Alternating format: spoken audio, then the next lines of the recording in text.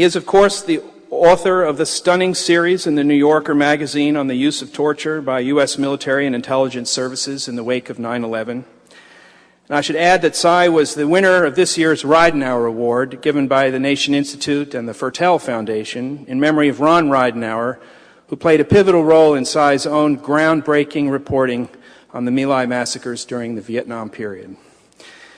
The President of the United States based his justification of the invasion of Iraq on the existence of weapons of mass destruction on Iraqi soil, and the involvement of Saddam Hussein in the attacks of 9/11.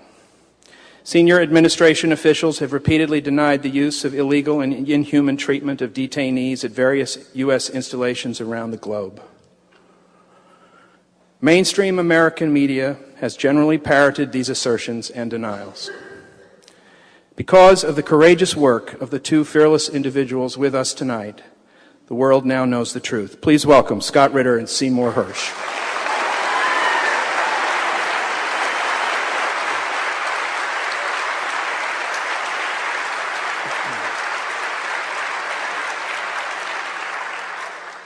What I'm going to do, since make sure if you can't hear me, do yell as if I have to tell you.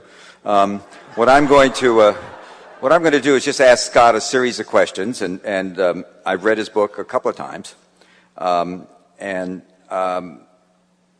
basically we're going to try and have some fun. Consider Scott and I your little orchestra playing on the deck of the Titanic as it goes down, because we're all in grave trouble here.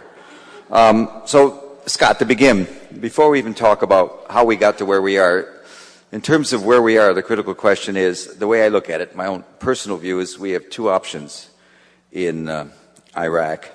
We can get all our troops out by midnight tonight, A, and option B, we can get them all out by tomorrow night at midnight. And so I wonder where you sit on that. What's your view? Well, you know, I view that Iraq is a nation that's on fire. I mean, there's a horrific problem that faces not only the people of Iraq, but the United States and the entire world about what's happened in that country. And the fuel that feeds that fire is the presence of American and British troops. This is widely acknowledged by the very generals that are in charge of the military action in Iraq. So the best way to put out the fire is to separate the fuel from the flame. So I'm a big proponent of bringing the troops home as soon as possible. Today's the best day we're going to have in Iraq. Tomorrow's going to be worse, and the day after that's going to be even worse. But we also have to recognize that, you know, one of the reasons why we didn't move to Baghdad in 1991 to take out Saddam was that there was wide recognition that if you get rid of Saddam and you don't have a good idea of what's going to take his place, that Iraq will devolve into chaos and anarchy. Well, we've done just that. We got rid of Saddam, and we have no clue what was going to take his place. And so simply pulling the troops out is only half of the problem. I think there has to be another half of the equation, which is dealing with three critical issues that have emerged since we invaded. A, the Shia. And I'm not talking about the mainstream Shia of Iraq. I'm talking about this political elite that's pro-Iranian that has conducted a coup d'etat, so to speak. They're running the government today. B, the Sunni. We took a secular bulwark against the expansion of radical anti-American Islamic fundamentalism, and we've radicalized them themselves. And if we just pull out and leave the situation as it is, we've turned the Sunni heartland, the Sunni triangle, into a festering cesspool of anti-American sentiment. It's the new Afghanistan, the new breeding ground for al-Qaeda. And then one that nobody talks about in the media is the Kurds. We somehow have given the Kurds this false sense that they're going to have an independent homeland. And yet our NATO ally, Turkey, has said this will never happen. And if we allow the Kurds to move forward towards independence, we're compelling the Turks to radical military intervention at a time when Turkey has just been invited to enter into a 15-year negotiation with the European Union about becoming a member of the European community. If the Turks move against the Kurds, that negotiation's over, which means that Turkey has been rejected by Europe and will be heading towards the embrace of radical anti-American Islam. So it's not just about getting the troops out. We have to recognize that there are three huge issues ongoing in Iraq that affect the national security of the United States, and we need a policy to address these. But keeping our troops in Iraq is not part of that policy. How do you get them out? How quickly? What do you think about that? The quicker the better. I mean, I'd leave it up to military professionals to determine how you reduce perimeters. There's some areas of the country that you can just literally up and run. But we have a significant force in place. We have significant infrastructure in place. And we have an active insurgency that would take advantage of any weaknesses. But I guarantee you this. If we went to the insurgents, and I do believe that we're having some sort of interaction with the insurgents today, and said, we're getting out of here, all attacks would stop. They'd do everything they can to make sure that the road out of Iraq was as IED free as possible. A lot of people disagree with that. A lot of people, this is an administration, one of the things that's always remarkable to me in terms of how the press doesn't push certain issues, and the Congress, and admittedly on any given day it's in my view of the Congress is that, or the Senate in particular, they're you can't decide whether they're supine or prone, but they're down. And so we've had along with the Democratic Party, so we've really had a serious problem. But how,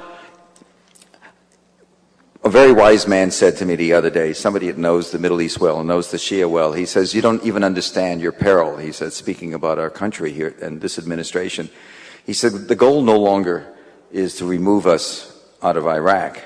The goal now is to get us out of the Middle East. Well, I mean, first of all, I don't think we want to get out of the Middle East until we got some serious issues that Hurricane Katrina has highlighted. Our addiction to oil. And until we solve this addiction, we are going to be interacting with the Middle East. And I don't think it's a matter of... What I actually meant was that the Shia want us out. No, I'm saying that, but somebody clapped about maybe that's a good thing for us to get out of the Middle East. I don't think it's a good thing for us to get out of the Middle East. I think we have a responsibility to our own citizens and indeed to the world to leverage the enormous good that our country represents into doing good in the Middle East. American presence doesn't have to be negative in its connotation. Today, thanks to the Bush administration, when we say an American presence in X country or Y country, it generally has a negative connotation because the Bush administration doesn't have the best interests of the world or even the American people in mind when they carry out a certain course of action.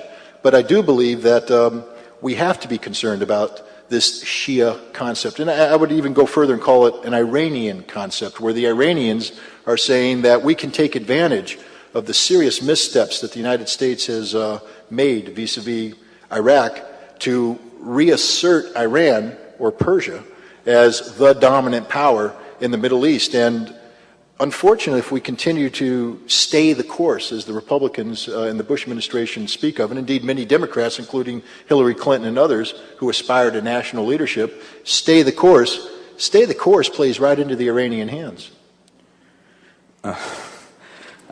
Needless to say, this isn't a debate. Well,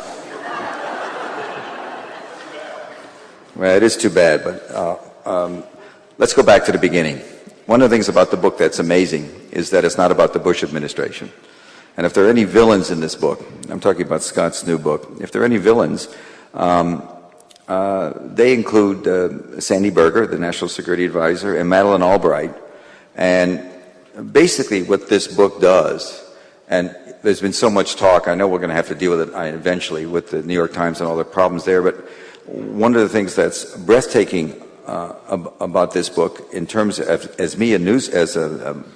I've always been a newspaper guy, is the amount of news stories and new information. And Scott's describing in more detail and with named sources, basically a 2 or 3 year run of the American government undercutting the inspection process. And essentially, I think it's fair to say, and the question I would ask is, in your view, all during those years, 91 to 98, particularly the last 3 years when everything got so intense, was the United States interested in disarming Iraq? Well, the fact of the matter is the United States was never interested in disarming Iraq. The whole Security Council resolution was geared, that created the UN weapons inspectors and called upon Iraq to disarm, was focused on the one thing and one thing only, and that is a vehicle for the maintenance of economic sanctions that were imposed in August 1990, linked to the liberation of Kuwait. We liberated Kuwait. I participated in that conflict. And one would think, therefore, the sanctions should be lifted.